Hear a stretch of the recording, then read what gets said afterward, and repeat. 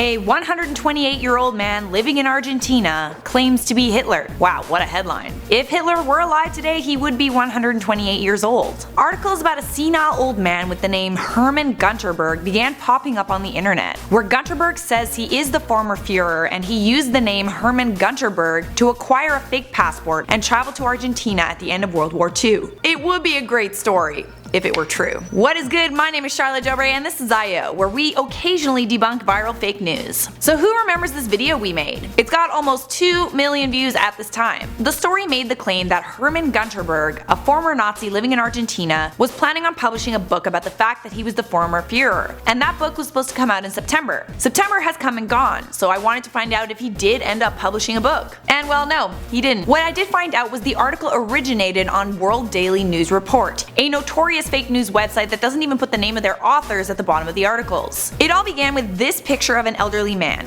who bore a striking resemblance to Adolf Hitler. So many news outlets picked up this story as truth, including IO. It was a pretty amazing story, almost too interesting to be true. It turns out that this story was 100% fake news. According to official reports, Hitler committed suicide, but there have been rumors that Hitler escaped to Argentina along with other Nazi war criminals who were being sheltered by the Argentinian government. So if this dude isn't Hitler, who is he? Which makes sense as to why people were so interested in this story. But this dude is not Hitler. The man in the picture is named Francis Morris from Huddersfield, England. He's 103 years old, not 128. The only thing that's somewhat interesting about him is that he's so old that when he first started driving, there was no such thing as a driver's license, and he only had to take a test once he decided to become a professional bus driver. Since 1.8 million people saw our original video, we thought it was necessary to update everyone. Now I'm going to respond to our comments from our original video, which were quite hilarious by the way. Marissa Barbie said the oldest person ever was only 122.